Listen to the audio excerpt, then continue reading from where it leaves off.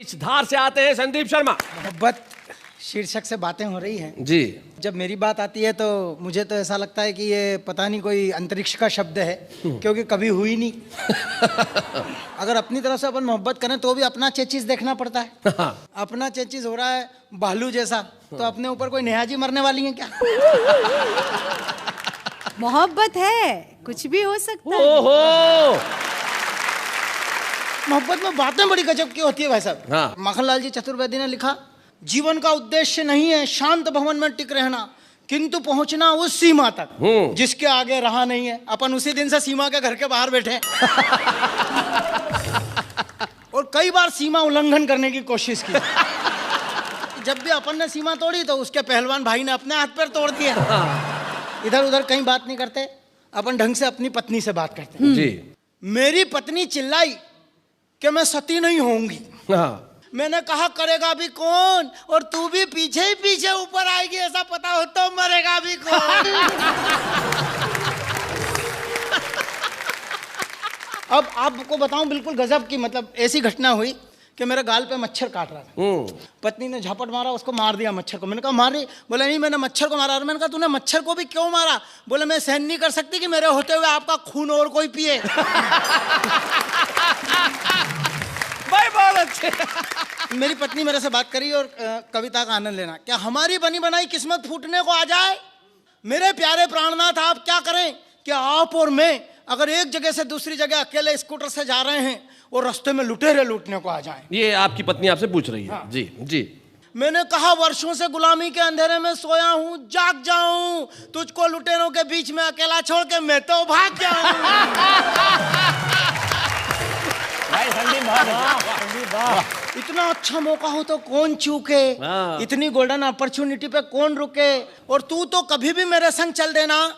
Spin bowling देखना मेरी, हास्य से किस तरह से व्यंग तक ले जाता हूँ जी। तू तो कभी भी मेरे संग चल देना। ये ठोका पीटी अभी हमारे इन क्षेत्रों में सदियों चलेगी, ये व्यवस्थाएं अभी और हमको वर्षों चलेंगी। न जाने कब हमारे यहाँ शिक्षा और उद्योग का सूर्योदय होगा, न जाने कब दूर आम जनता का भय होगा, न जाने कब हमारे तन पर फिर से खादी आएगी, न जाने कब इस देश में सच्ची आजादी आएगी। वाह वाह, बहुत। प्रवीण शुक्ल जी, आप किस बात का इंतजार कर रहे हैं?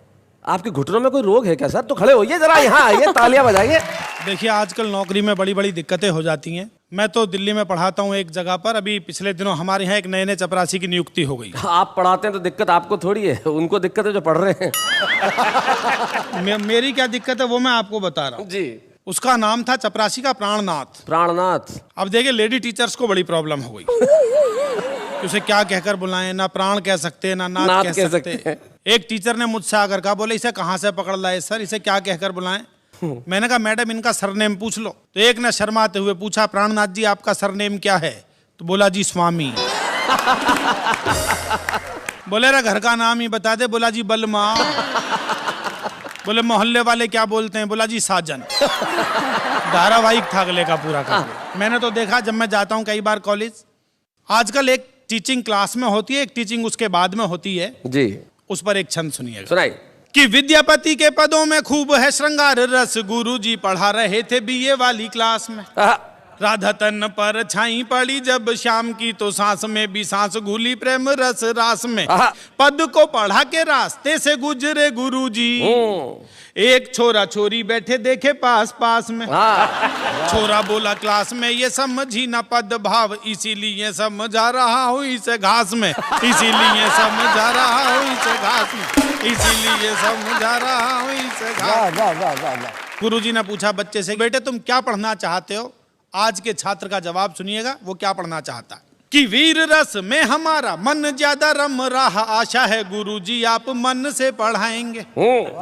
श्याम नारायण पांडेय और दिनकर की परंपरा में हम नाम को लिखाएंगे। क्या बात? नाम ना लिखा पाए तो इतना तो है जरूरी, पढ़कर वीर रस वीरता दिखाएंगे। यूनियन के चुनाव होंगे जब कॉलेज में, खोपड़ा विरोधियों का फोड़ कर आएंगे, खोपड़ा विरोधियों का फोड़ कर आएंगे। जब नौकरी की बात करते हो तो मुझे लगता है कि घरवाली से बड़ी नौकरी किसी की नहीं है। आप उसे प्रसन्न कर लो तो आपने परमात्मा को प्रसन्न कर लिया। लेकिन उसे प्रसन्न करना बड़ा मुश्किल का काम है जी, भगवान तक नहीं कर सकता। वो भी बेचारा धक्के खाता घूमता है कई बार। वो धक्के खाता इसलिए घूम रहा है। किसी ने बहुत बढ़िया बात कही प्रवीण जी के ईश्वर ने पुरुष बनाया, फिर वो मुस्कुराया। ईश्वर ने महिला बनाई, उसके बाद न पुरुष मुस्कुराया न ईश्वर। मुझे याद आता है पिछले दिनों एक पति पत्नी का झगड़ा हो गया, दोनों ने अदालत में तलाक का मुकदमा दायर कर दिया।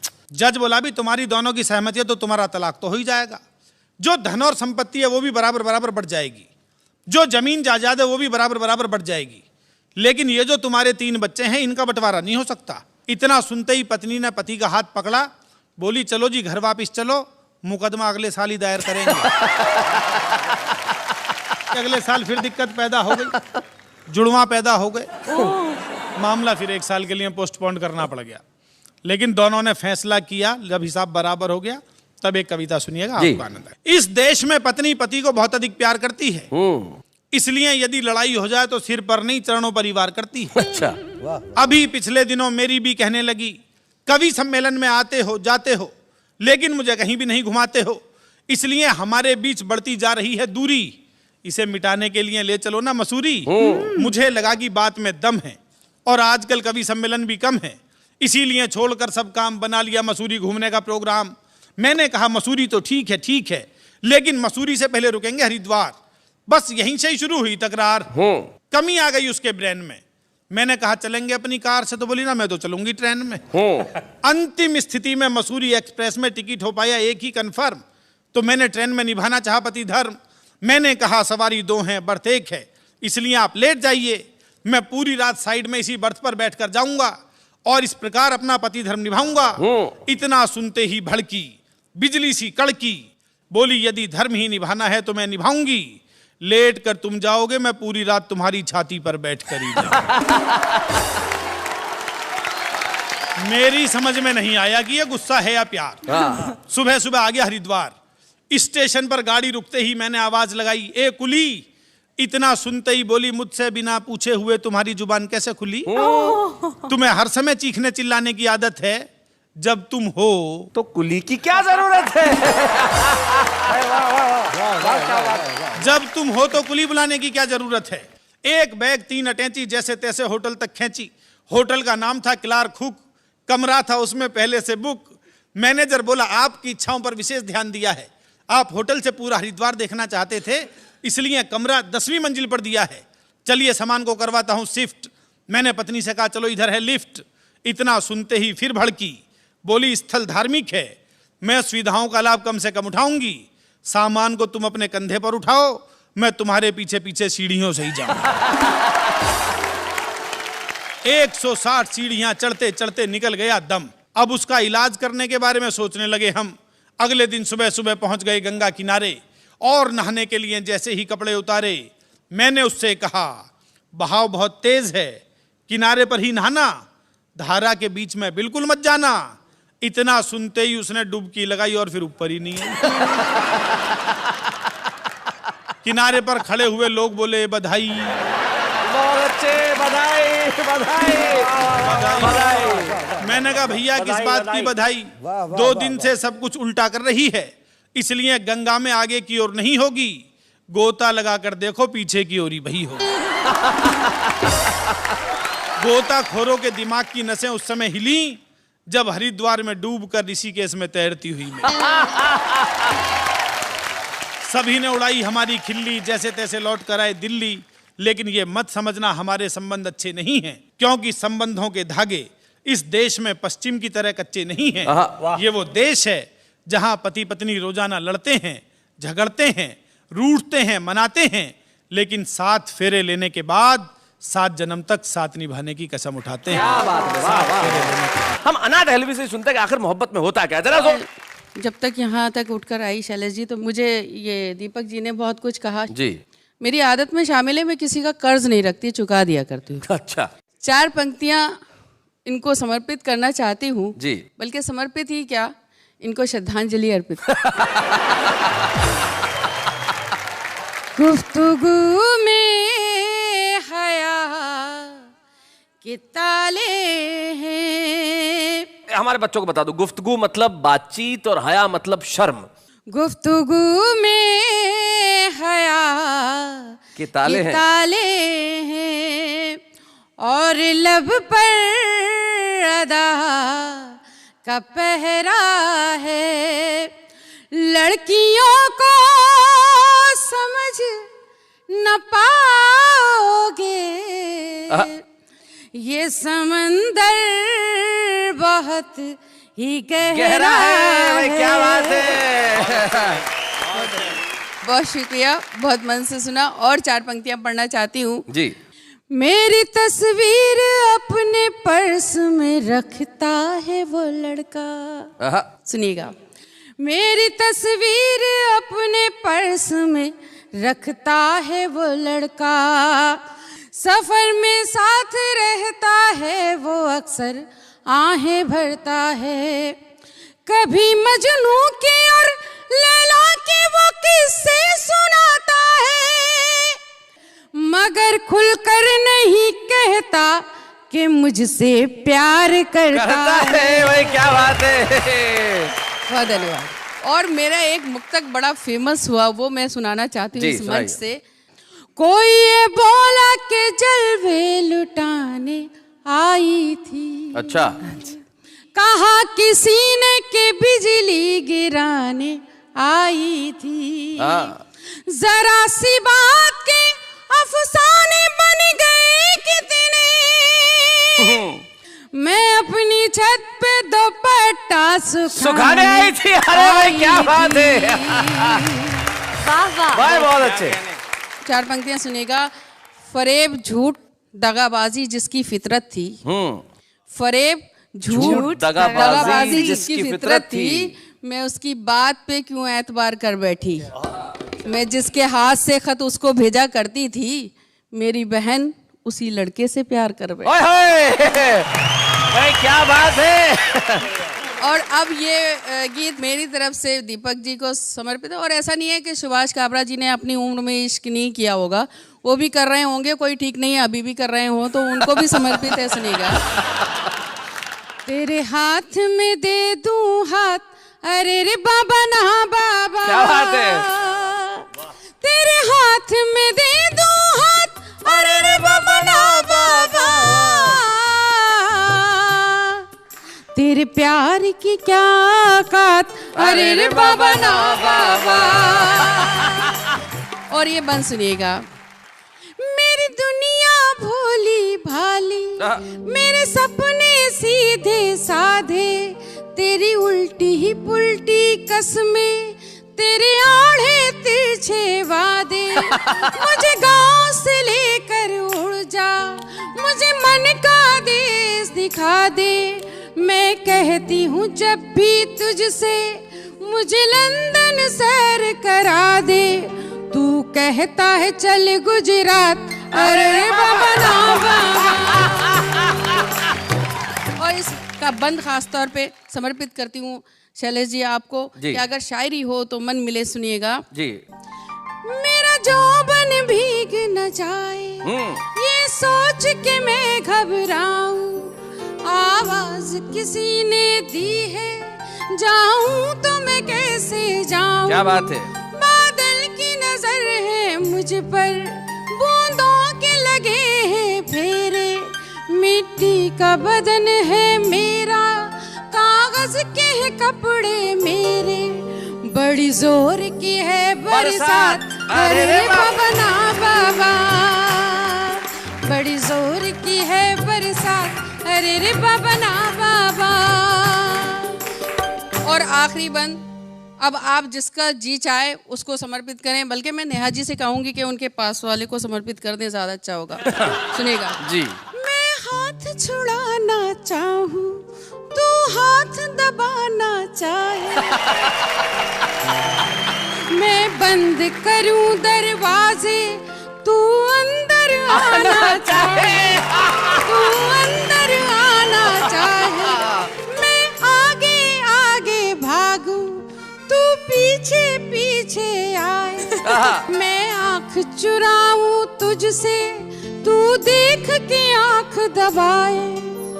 तू तू भूत है या जिन्नात, अरे तू भूत है या जिन्नात, अरे रे बाबा ना बाबा। अब मैं सोचता हूँ कि वो दूसरी मूछ जो इस कोने में, कभी कभी जब तुम टेढ़े होके बैठ जाते हो, एक बार बैठो ये ऐसे बैठ जाते हो, तब हमारे एक मित्र हैं, वो अभी हमें बता के गए, ऐसा लगता है जैसे दिवाली के समय आप बोतल में रॉकेट रखो तो कैसा टेढ़ा हो जाता है। तो मैं चाहता हूँ कि ये रॉकेट वहाँ टेढ़ा ना हो, ये यहाँ आए और ऐसा छूटे कि लोग आपके लिए कहें वाह वाह क्या बात है। नमस्कार, प्रणाम। आज की थीम है पैसा। ये शरीफ भारतीय बता रहा था, इसको पैसे का ख्वाब आ गया कि यार जब वाह वाह से नौता आया तो इसके पास बात आई, बोला क्या लेगा, बोला 25,000, बोला नहीं 20 देंगे, बोला नहीं 25, बोला 20। इतनी देर में इसकी पत्नी ने जगा दिया, बोला अच्छा 20 ही दे। आदमी ख्वाब भी टूटने नहीं देता भाई बहुत बढ़िया। बात को मैं अपनी तरीके से, क्योंकि सब नोटों की चमक है और मल्टीप्लेक्स मॉल कल्चर है, आप कहीं भी जाइए, समय बदल गया जी, खाने की चीज पिज्जा, पीने की चीज खाजा, क्या बात है, बहुत अच्छे। बासी आइटम ताजा, हाँ। काउमीन, चाउमीन, डॉग, हॉट डॉग, जानवरों के नाम, खाने के सामान, क्या बात है भाई, बहुत अच्छे, बहुत बढ़िया। देसी चीजों के अंग्रेजी टिप्स हैं, भुट्टा पॉपकॉर्न, आलू फिंगर चिप्स हैं। भाई क्या बात है, वाह वाह वाह, बहुत बढ़िया।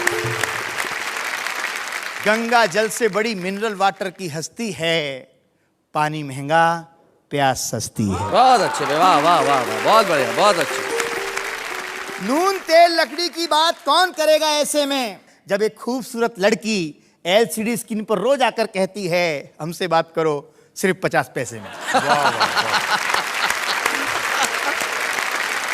कोई बेच रहा है कार, वो भी उधार। क्या बात है। मैंने तो एक बैंक वाले आदमी से पूछा, कार बेचते हो, खरीदते हो, क्या तरीका है? बोला बैंक लोन दे देता है। बैंक वाले से मैंने कहा मान ले कोई लोन नहीं चुकाए तो क्या करते हो? बोला कार उठा लाते हैं। मैंने कहा शादी के लिए भी देते हो? बहुत अच्छे।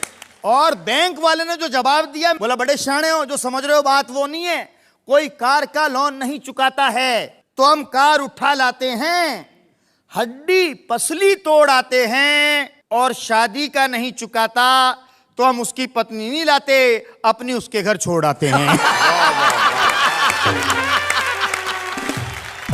अच्छा, इन बच्चों में ये जो प्रेम वगैरह करते हैं, इनमें तो एसएमएस इतना ज्यादा लोकप्रिय हो गया है। जब से एसएमएस का चलन चल गया, प्रेम पत्रों का मजमून बदल गया। वाह। कोई नहीं लिखता 8 पेज, एक लाइन का मैसेज, चलती है कि 9 से 12। लड़की का रिप्लाई, तो टिकट खरीद में आई। शादी के बाद तो खेल और भी तगड़ा होता है, एसएमएस पर प्यार, एसएमएस पर झगड़ा होता है। वाह। बोलने की जरूरत ही नहीं है। मेरी पिछले दिनों बोलचाल बंद थी पत्नी से, मैंने उसको मैसेज किया 4 बजे उठा देना, मेरी 6 बजे की फ्लाइट है। सुबह उठा, मेरे को उठाया नहीं, फ्लाइट निकल गई, कार्यक्रम। मोबाइल उठाया, इनबॉक्स चेक किया, उसमें लिखा था 4 बज गए, उठ जाओ। बहुत अच्छे। एसएमएस पर प्यार, एसएमएस पर झगड़ा होता है। झगड़े और प्यार में जबरदस्त द्वंद है, गालियां बक रहे हैं, बातचीत बंद है। लड़ाई का ये तरीका बड़ा इजी रहता है, इसलिए पति पत्नी के बीच नेटवर्क हमेशा बिजी रहता है। वाह वाह वाह वाह, बहुत अच्छे। क्या बात है। बिजी नेटवर्क गजब ढा रहा है, बेटा बाप को गर्लफ्रेंड के मैसेज पढ़ा रहा है। वाह वाह वाह वाह। मोबाइल से कैसे कैसे चमत्कार हो रहे हैं, हमारे बच्चे हमारे कवरेज एरिया से बाहर हो रहे हैं। वाह वाह, बहुत बढ़िया, बहुत अच्छे। हम उनमें संस्कारों के सिग्नल सर्च कर रहे हैं, वो जिंदगी का प्रीपेड खर्च कर रहे हैं, संचार क्रांति के झूले में झूल रहे हैं, प्यार, रिश्ते, अपनापन, हर एहसास भूल रहे हैं। वाह वाह वाह, हर एहसास भूल रहे हैं। बहुत क्या बढ़िया, बहुत एहसास भूल रहे हैं। को मिटाने के लिए हमारे बीच में एक ऐसा कवि है जिसका और हंसी का ऐसा गहरा नाता है जैसा उसका और उसके रंग का। डॉक्टर सुरेंद्र दुबे।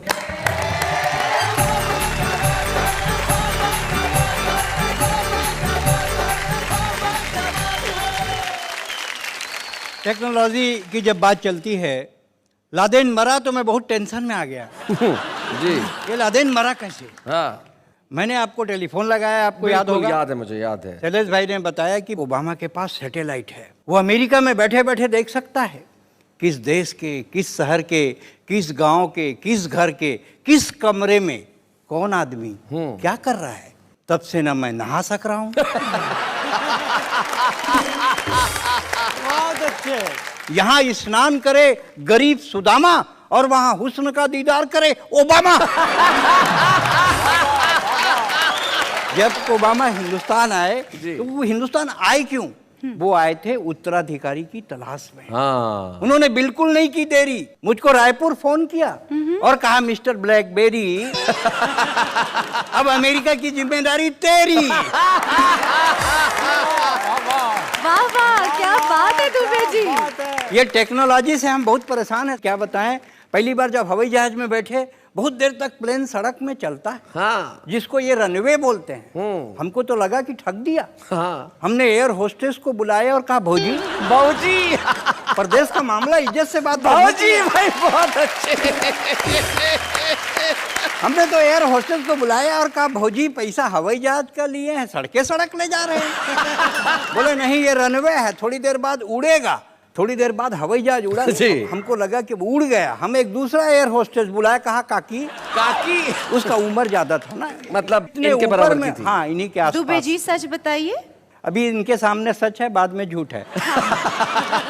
हमने कहा काकी देखिए हवाई जहाज कितने ऊपर में उड़ रहा है, आदमी चींटी के समान दिख रहा है। बोले नहीं, चींटी ही है, हवाई जहाज उड़ा ही नहीं। जब ऊपर पहुंचे टेक्नोलॉजी ने फिर हमको फंसाया जी। फिर हमने आपसे सवाल किया, आपको याद होगा। बिल्कुल याद कि है। हवाई जहाज में जब बैठते हैं तो ये पट्टा क्यों बांध देते हैं? बोले इसलिए कि अगर दुर्घटना हो जाए तो कोई भाग ना पाए। बहुत अच्छे। ये दिक्कत है भाई साहब जी। जब हम अमेरिका जा रहे थे कार्यक्रम करने, अनाउंस हुआ मौसम खराब है, कमर की पट्टी बांध लो, प्लेन गिर सकता है। ये सब अपना रुपया बांधने लगे, डॉलर बांधने लगे और कवित्रियां अपना ज्वेलरी बांधने लगी। मैंने कहा कर क्या रहे हो? बोले लोग हमको खोजेंगे, बचाएंगे। मैंने कहा कभी पहली बार बैठे क्या हवाई जहाज में? लोग मेरे को खोजेंगे। मालूम है आपको कि जब हवाई जहाज क्रश होता है, गिरता है, सबसे पहले ब्लैक बॉक्स खोजा जाता है। बहुत अच्छे, बहुत बढ़िया। वाह वाह। अब हम अमेरिका पहुंचे, ये तो हमारे करता धरता थे। स्विमिंग पूल में बोलते हैं भाई साहब नहा लो, आज तो आप आज तो नहा लो। हाँ आज तो नहा लो। नहाने लगे, सब लड़के लड़कियां बाहर निकल गए। हाँ? हमने कहा क्यों भाई, आपसे बड़े कपड़े तो मैं पहना हूं। बोले नहीं जी, आपका रंग छूट रहा है। क्या बात है। पेट पर कुर्सियां, पीठ पर मेज है, माफ कीजिए रुकावट के लिए खेद है। कॉलेज की एक छात्रा को एक लड़के ने आंख मारी, लड़की ने गुस्से में सैंडल उतारी और फिर पहन ली। गुस्से में सैंडल उतारी और फिर पहन ली। हमने कहा लक्ष्मीबाई की बहन, आपने कैसे कर लिया सहन? अरे कमीने को मजा चखाती, 151 तो नहीं 34 में बंद करवाती। कविराज आप नौसिखिए हैं, ये लड़का बहुत ट्रेंड है। मारू तो कैसे मारू, यही तो मेरा बॉयफ्रेंड है। हाय हाय हाय हाय। मारू तो कैसे मारू, हाँ, यही तो मेरा बॉयफ्रेंड है। मैं समझ गया मेरी रफ्तार बहुत धीमी है और शिक्षा पद्धति बहुत तेज है, माफ कीजिए रुकावट के लिए खेद है। क्या पेट बात पर कुर्सियां, पीठ पर मेज है। वाह वाह वाह वाह। इसके पहले जब बार्सिलोना में ओलंपिक हुआ जी। हिंदुस्तान और जर्मनी के बीच हॉकी हुई और 4 पेनल्टी कॉर्नर हिंदुस्तान को मिले। जी। हमारे देश के बहादुर खिलाड़ियों ने एक भी गोल नहीं किया। जी। मुझे बहुत प्रसन्नता हुई हाँ। कि ये हमारे सिपाही हैं। तब मैंने एक कविता लिखी, कुछ पंक्तियां रखता जी। हूँ। टेक्नोलॉजी मतलब आप सीधा ओलंपिक का सीधा प्रसारण कर रहे हैं। कि खौलते तेल में मैं कब से खौल रहा हूँ, मैं सुरेंद्र दुबे बार्सिलोना से बोल रहा हूँ। अच्छा। ओह। Running commentary of hockey from Barcelona, live telecast of hockey, India versus Germany, women versus man. Women versus man. मैं देख रहा हूँ वातावरण में ठंडक, मौसम साफ है, लगता है हॉकी में हमारे 2-4 बाप हैं। भारतीय खिलाड़ी मैदान में सरपट भाग रहे हैं, कुछ सो रहे हैं, कुछ जाग रहे हैं। बॉल सेंटर फॉरवर्ड में जर्मनी के खिलाड़ी के पास। भारतीय खिलाड़ी ने चिल्लाकर कहा, पत्नी भी आई है साथ, इज्जत का सवाल है बाप, एक गोल बनाने दे। इज्जत का सवाल है बाप, एक गोल बनाने दे। सभी ने मिलकर भगवान को मनाया और भगवान ने एक पेनल्टी कॉर्नर दिलाया बाल भारतीय खिलाड़ी के पास। और भारतीय खिलाड़ी ने जैसे ही पेनल्टी कॉर्नर को गोल में तब्दील करने की हिम्मत जुटाई, एक लड़की चिल्लाई हाय। भारतीय खिलाड़ी ने कहा हाय, अब बाल इधर जाए या उधर जाए। मैं देख रहा हूं स्टेडियम के कोने कोने दर्शकों से खचाखच भर रहे हैं। हॉकी के छोर से भारतीय खिलाड़ी मार्केट में शॉपिंग कर रहे हैं। Ball in right half Germany के खिलाड़ी के पास, सिर्फ स्टिक बचा है भारतीय खिलाड़ी के पास, उसी को घुसा दिया। जर्मनी का खिलाड़ी चीखा, और एम्पायर को पेनल्टी कॉर्नर दिखा, बॉल भारतीय खिलाड़ी के पास, और भारतीय खिलाड़ी ने जैसे ही पेनल्टी कॉर्नर को गोल में तब्दील करने की हिम्मत जुटाई, एक लड़की चिल्लाई हेलो, भारतीय खिलाड़ी ने कहा चलो। भारतीय खिलाड़ियों ने अपना तीसरा पेनल्टी कॉर्नर भी आजमाया, पर पदक तालिका में भारत का नाम नहीं आया। भारतीय खिलाड़ी खेल भावना से खेल रहे हैं, राणा सांगा की औलाद हैं, इसलिए 36 घाव झेल रहे हैं। क्या बात है।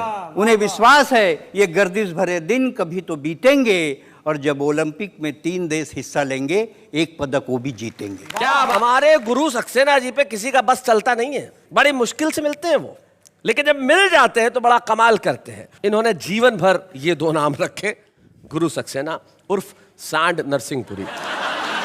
सांड नरसिंहपुरी का हास्य देश के कवि सम्मेलनों में छाया, लेकिन गुरु सक्सेना की कविताएं देश के जहन में बसी। आइए मिलते हैं श्री गुरु सक्सेना। यात्रा के ऐसे अनेक संस्मरण होते हैं। एक बस यात्रा के बारे में बता रहा हूं कि बस में सफर करते हुए एक आधेड़ महिला ने अपने सामने एक खूबसूरत नौजवान देखकर अच्छा पर्स से निकाल कर फटाफट होठों पर लिपस्टिक लगाई।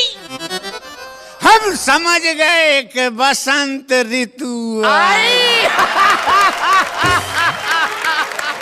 कार्यक्रम तो हम पहले से भी करते रहे, लेकिन उस समय स्थिति ये थी कि मैंने जब पत्नी को घूरा प्रारंभ में, तो वो क्या बोली कि शक से ना देखो मुझे। अच्छा, शक से ना देखो मुझे। सक्सेना। अरे वाह वाह वाह, भाई क्या बात है।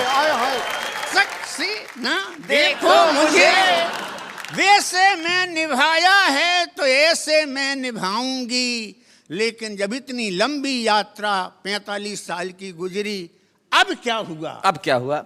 हर बार जैसे लौट कर घर आते रहे, इस बार वैसा कोई भाव ना दिखाए हो। पत्नी का भाव देखिएगा। ये यात्रा, खाना खाने को कहा तो बोले मुझे भूख नहीं, रास्ते में पता नहीं क्या विशेष खाए।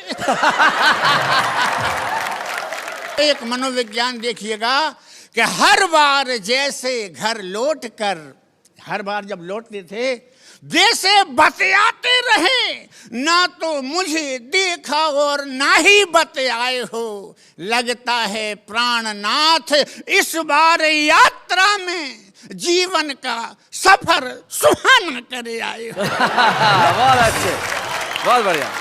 मैं 2 अपने ढंग से वाक्य बताता हूं जी, सरकारी और गैर सरकारी। सरकारी गैर सरकारी जी। एक गैर सरकारी कुत्ते ने सरकारी कुत्ते से अत्यंत दयनीय हालत में कहा, हुजूर हुजूर मुझे भी दुम हिलाने के नियम बताओ। तो सरकारी कुत्ता गुर्रा कर बोला, पहले चाय पिलाओ। विशेष छंद पढ़ रहा हूं। स्वागत। भगवान से मैंने क्या मांगा? अच्छा, भगवान से आप मांग रहे हैं जी। मच्छर भले ही खून चूसे कोई बात नहीं, पर खजमलों से रक्त ना चुसाना परमात्मा। वाह वाह वाह। खजमल न माने तो न माने, खून पीने देना। हाँ। पर तन में ना जोंक चिपकाना परमात्मा। जोंक भी ना माने तो ना माने, खून पीने देना। पर काले सांप से ना कटवाना परमात्मा। क्या बात। और सांप से भी ना बचा सके तो ना बचाना मुझे, पर सदा भ्रष्ट नेता से बचाना परमात्मा। क्या बात रे, वाह। ऐसा कवि अगर वहां जाता तो लोगों को बड़ा पसंद आता, अपनी कविताओं की वजह से भी और अपने स्वास्थ्य और डील डॉल की वजह से भी। वो कवि हमारे बीच में है। मैं चाहता हूं कि अब वो आए और कुछ ऐसा सुनाए कि आप उनके लिए तालियां बजाएं। महेंद्र अजनबी। हम लोग सुबह सुबह उठते हैं, अखबार पढ़ते हैं जी। 2 खबरों को आपस में मिलाकर पढ़ लें तो भी एक नई बात पैदा होती है। 16 नवंबर की घटना है। उस दिन हमारे यहाँ दिल्ली में इतनी शादियां थी, एक ही दिन में 35,000 शादियां। ओहो। अच्छा, संयोग देखिए, उसी दिन हमारे देश में बकरा ईद भी थी। अखबार में दोनों खबरें साथ साथ छप गई। दिल्ली में एक ही दिन में 35,000 शादियां, बकरा ईद धूमधाम से मनाई गई।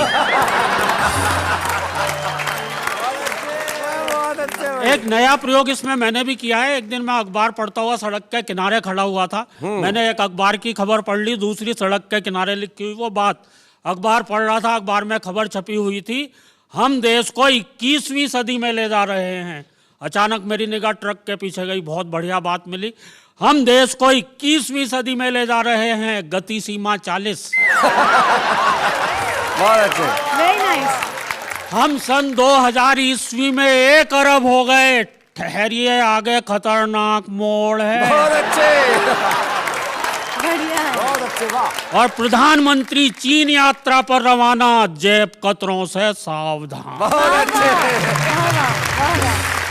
3 कुख्यात आतंकवादियों का दिल्ली में प्रवेश, नई दिल्ली नगर पालिका आपका हार्दिक स्वागत करती है। क्या बात है। शैलेश जी, अभी पिछले दिनों मैं जेल में गया। जेलर महोदय ने कवि सम्मेलन करवाया था और ये सोच के करवाया था कि शायद कैदियों की सजा में थोड़ी बहुत कमी रह गई है। बहुत अच्छे।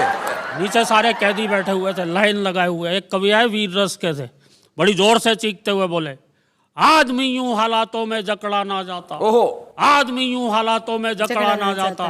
नीचे एक चोर कैदी बैठा था, बोला, भैया कुत्ते की पूंछ ना दबती तो मैं पकड़ा ना जाता। Oh my God!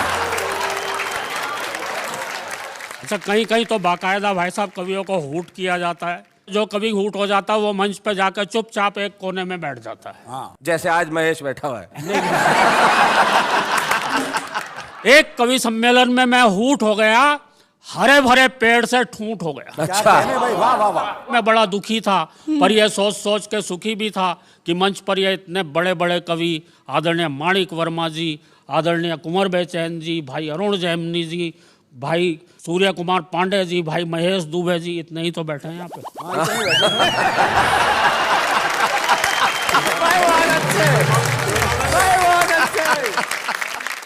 ये इतने बड़े बड़े कवि बैठे हुए हैं, क्या ये भी इसी तरह से दुखी होते हैं? इन बेचारों पर क्या गुजरती होगी, क्योंकि ये तो लगभग रोज ही ऊट होते हैं।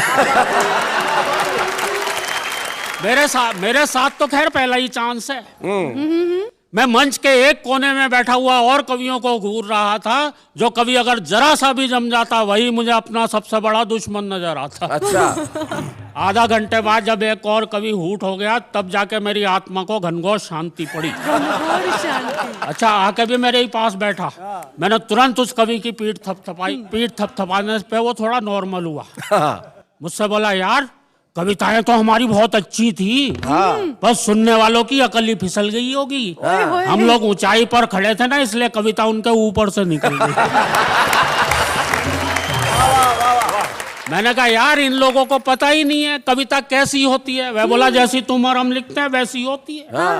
अब दोनों बैठ के एक दूसरे को महान सिद्ध करने में लग गए। बोले, अरे तू है इस युग का दिनकर, मैं हूं आदित्य, हम दोनों ही तो लिखते हैं साहित्य। मैंने कहा, नहीं नहीं, तू है पंत, मैं हूं निराला, पर हाय हाय रे सुनने वालों, हमें ही हूट कर डाला। मैंने कहा, भैया यहाँ तो बैठे थे सारे के सारे चिड़ी मार। अच्छा, जो कविता तुमने यहाँ सुनाई थी वो जरा फिर से सुनाओ यार, हो हल्ले में ठीक से सुन भी नहीं पाया था। वह बोला, लो सुनो, मेरी कविता का शीर्षक है स्नान। स्नान। मैं समझ गया क्यों हूट हुआ होगा। भयंकर सर्दी के मौसम में पब्लिक को नहाने की कविता सुना रहा। अच्छा, नहाने पे क्या कविता उसने सुनाई भाई साहब? बोले, राम लाल साबुन से नहाता है, रहमान लाल साबुन से नहाता है, बंता सिंह भी लाल साबुन से नहाता है, इसके बाद भी अगर साबुन बच जाता है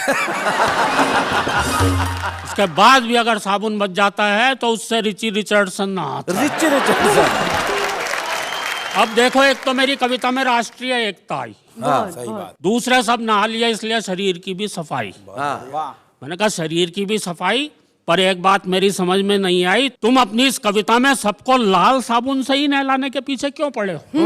क्या ये तुम्हारा प्रिय साबुन है? क्या ये इतना फैंसी है? वह बोला, नहीं यार, बात दरअसल ये मेरे लड़के के पास इसकी होलसेल एजेंसी है।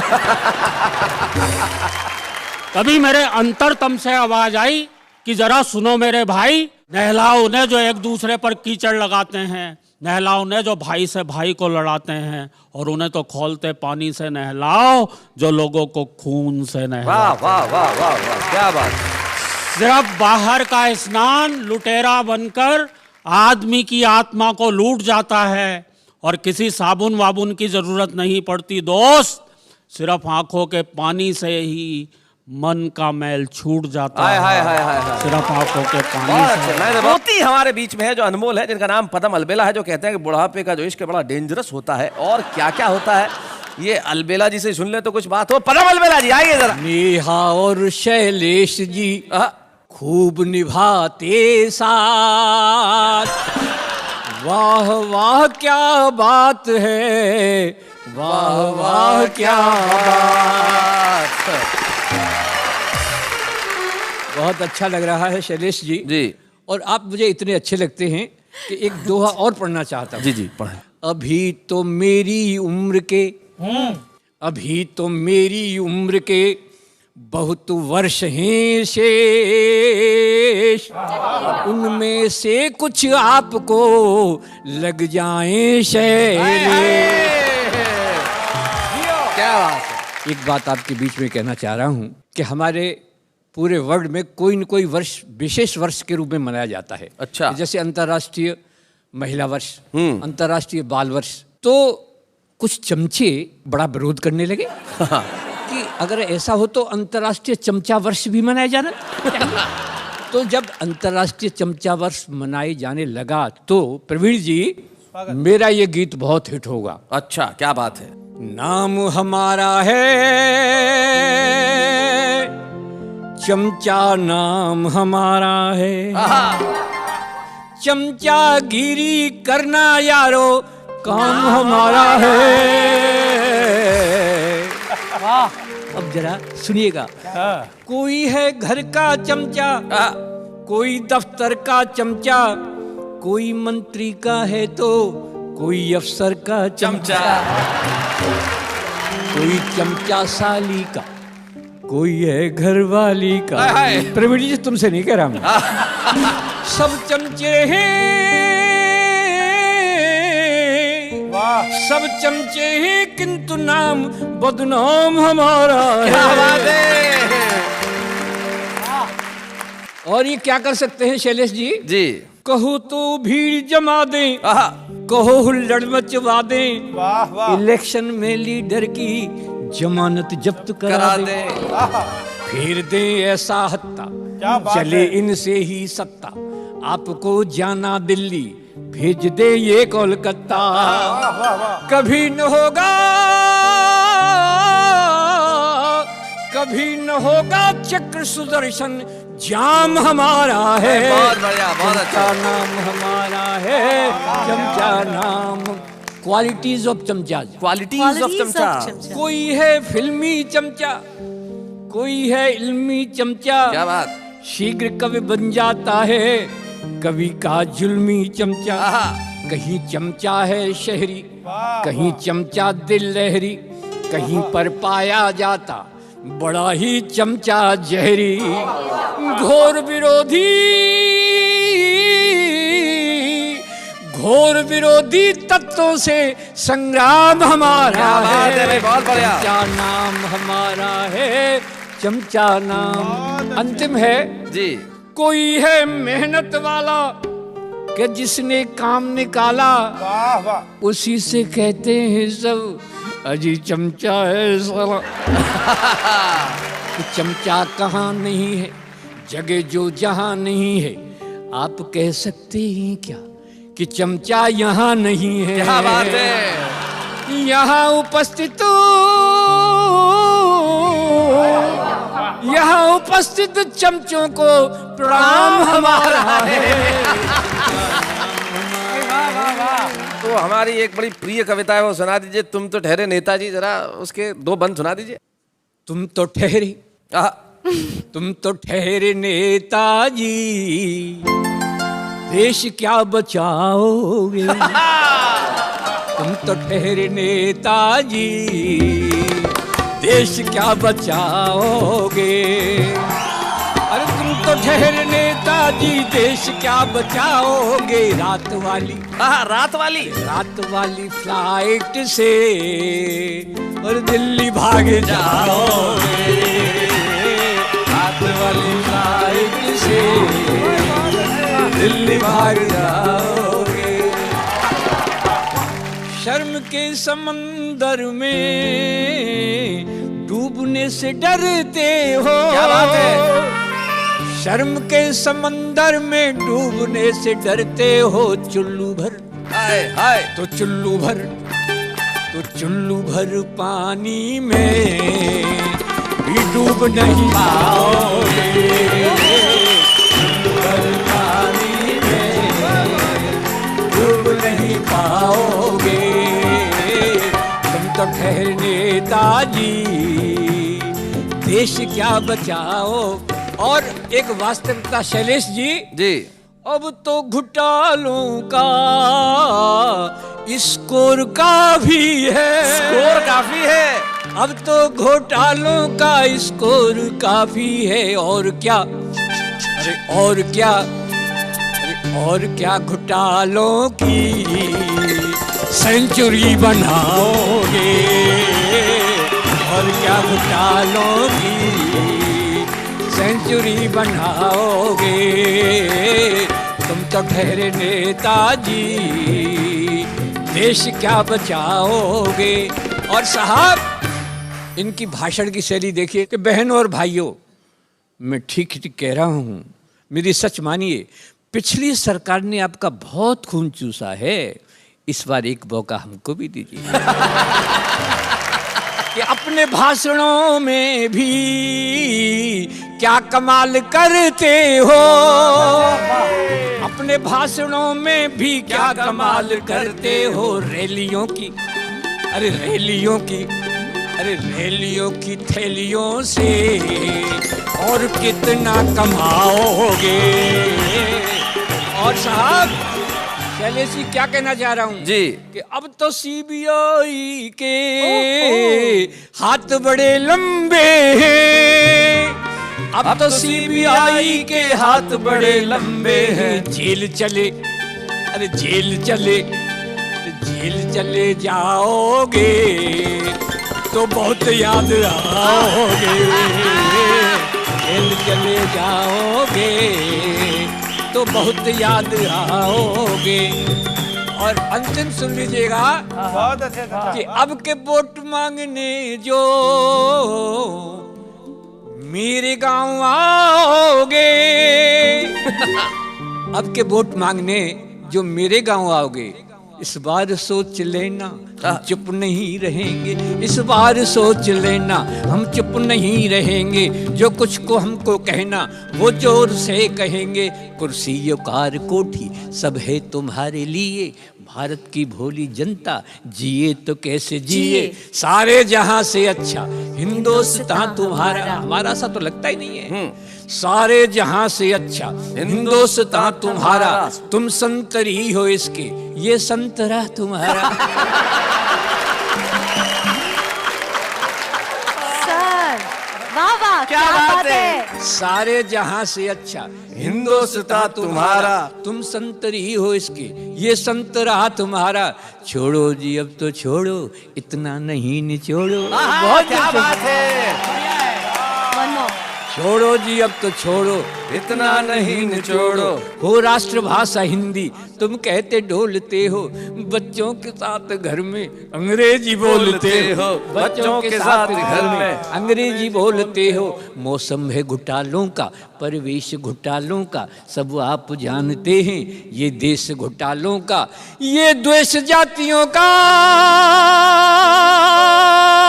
अक्सर बढ़ाया तुमने। ये द्वेष जातियों का अक्सर बढ़ाया तुमने। और हिंदू और मुसलमान को अक्सर लड़ाया तुमने। हिंदू और मुसलमान को अक्सर लड़ाया तुमने। अब के जो वोट मांगने मेरे गांव आओगे, इस बार हार जाओगे तो झुंझुना बजाओगे। हार जाओगे तो झुंझुना बजाओगे। और शैलेश जी, इनके हाथ में आके अगर झुंझुना टूट भी गया, टूट गया झुंझुना भी तो फिर भैंसिया चराओगे। तुम तो ठहरे नेताजी, देश क्या बचाओगे। तुम तो ठहरे नेताजी, देश क्या बचाओगे। रात वाली फ्लाइट से दिल्ली भाग जाओगे।